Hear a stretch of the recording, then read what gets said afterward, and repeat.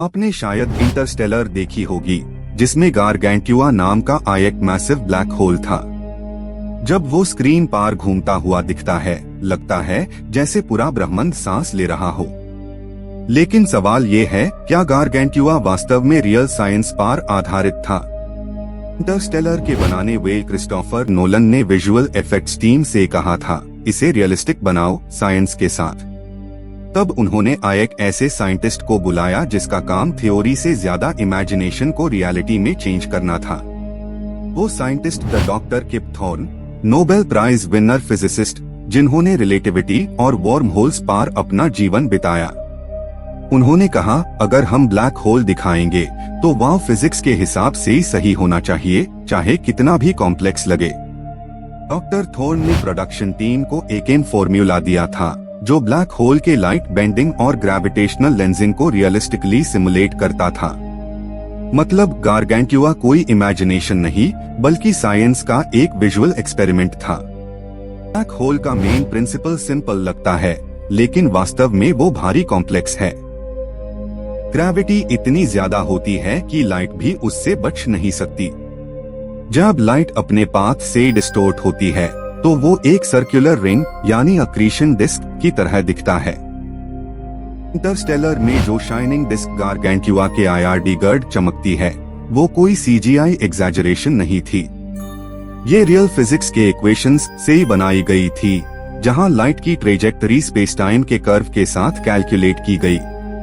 आप देखेंगे डिस्क ऊपर और नीचे दोनों तरफ चमक रही है। ये इसलिए है क्योंकि ब्लैक होल स्पेस टाइम को ऐसे मोड़ देता है कि पीछे वाली लाइट भी आपको दिख जाती है। इसे ग्रेविटेशनल लेंसिंग कहते हैं। जब गारगैंट्यूआ के विजुअल सिमुलेशन चलाई गई, कंप्यूटर इतना हैवी डेटा प्रोसेस कर रहा था कि रेंडर होने में कई महीने लगे। हर पिक्सल के पीछे आइंस्टाइन के इक्वेशंस छुपी थी, एक सिनेमैटिक और साइंटिफिक कमाल दोनों। थॉर्न ने कहा था, ये पहली बार है जब ऑडियंस एक ब्लैक होल को फिजिकली सही तरीके से ही देखेगी। और जब वो फुटेज सिल्वर स्क्रीन पार गई, ऑडियंस ने एक कॉस्मिक स्कल्पचर देखा, एक स्पिनिंग ज्वेल ऑफ ग्रेविटी।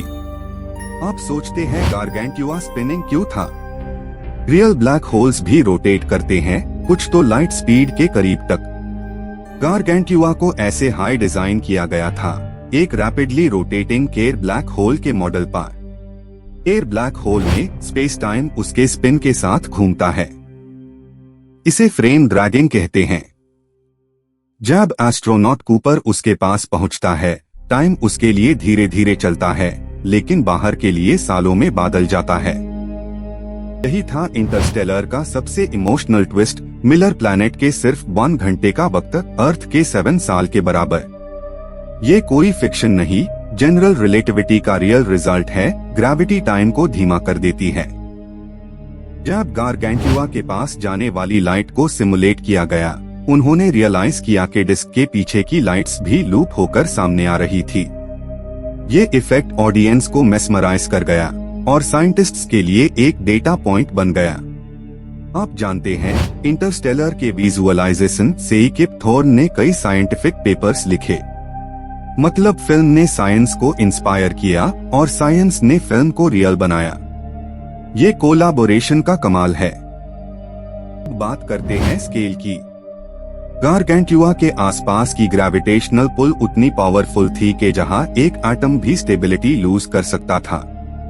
इसलिए स्पेसक्राफ्ट एंड्योरेंस को परफेक्ट ट्रेजेक्टरी रखनी पड़ती थी। अगर आप स्पेस में होते ही और गारगैंट्यूआ के पास जाते तो टाइम और लाइट दोनों अपने नए रूल फॉलो करते। ये कॉन्सेप्ट सिंपल लगता नहीं, लेकिन इंटरस्टेलर ने इस थ्योरी को विजुअल और इमोशनल दोनों एंजल्स से ही समझाया। फिल्म में जहां कूपर गारगैंट्यूआ में गिर जाता है, वह सीन सिंबॉलिक भी है और साइंटिफिक भी। अब तक हम सिर्फ एस्टिमेट करते हैं कि ब्लैक होल के अंदर क्या होता है, लेकिन नोलन ने इमेजिनेशन से ही उस डार्क रीजन का दर्शन दिया। कुछ साइंटिस्ट्स का कहना है कि ब्लैक होल के अंदर टाइम और स्पेस इंटरचेंज हो जाते हैं। मतलब आपका फ्यूचर लिटरली एक डायरेक्शन बन जाता है। ये आइडिया इंटरस्टेलर के टेसरैक्ट सीन में ब्यूटीफुली दिखता गया। गारगेंट्यूआ का विजुअलाइजेशन नासा के साइंटिस्ट्स को भी इतना इम्प्रेस कर गया कि उन्होंने अपनी सिमुलेशन मॉडल्स के कंपैरिजन के लिए उसका उपयोग किया।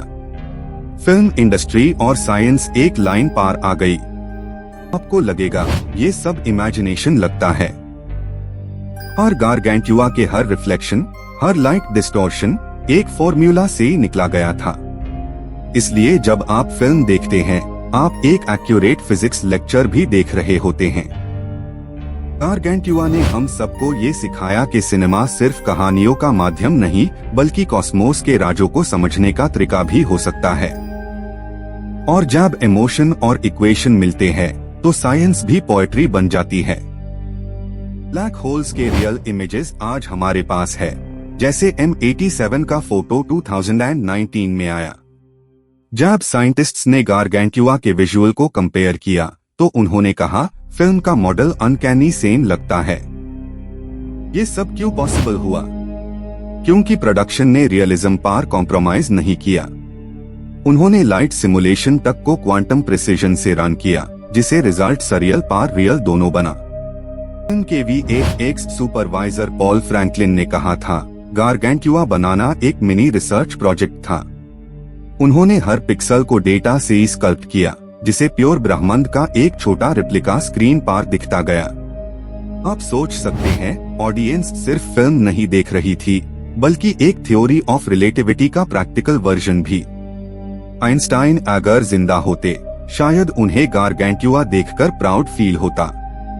जब कूपर गारगेंट्यूआ के ग्रेविटी वेल से बचकर ह्यूमैनिटी को मैसेज भेजता है, वो एक सिंबॉलिक होप है कि इंसान क्यूरियोसिटी के थ्रू अपनी लिमिट्स क्रॉस कर सकता है। गारगेंट्यूआ सिर्फ एक ब्लैक होल नहीं, बल्कि एक मेटाफोर था। डार्कनेस के बीच भी लाइट का एग्जिस्टेंस होता है, और साइंस अन दोनों के बीच एक पुल बनाता है। आपको शायद लगे कि ये फिक्शन है, पर रियल लाइफ में भी हम आइंस्टाइन के प्रिडिक्शंस को डेली वेरीफाई कर रहे हैं। GPS सैटेलाइट्स से लेकर ग्रेविटेशनल वेव ऑब्जर्वेटरीज तक सब गारगेंट्यूआ से इंस्पायर्ड है। ब्लैक होल्स की एनर्जी और केओस दोनों एक साथ एग्जिस्ट करते हैं। इसी ड्युअलिटी ने फिल्म मेकर्स को दिखाया कि नेचर के पैटर्न्स इतने सुंदर हो सकते हैं कि उन्हें फिल्म में इमॉर्टल किया जा सकता है। किप थॉर्न ने कहा, साइंस और इमेजिनेशन एक दूसरे के विरोधी नहीं है, वो एक हाई कॉइन के दो साइड्स है। गारगेंट्यूआ उसी कॉइनिंग मोमेंट का सबसे बड़ा उदाहरण है। ये ब्लैक होल हमारे लिए एक रिमाइंडर है कि हम कितना कम जानते हैं और कितना सीख सकते हैं। हर डार्कनेस के अंदर एक लाइट छुपी होती है, बस नजरिया साइंटिफिक होना चाहिए। इंटरस्टेलर ने हमारे परसेप्शन को चेंज कर दिया। अब जब हम स्काई की तरफ देखते हैं, हम सोच कर हैरान होते हैं कि उसी डार्कनेस में एक गारगेंट्यूआ जैसा मॉन्स्टर क्वाइटली एग्जिस्ट कर रहा है।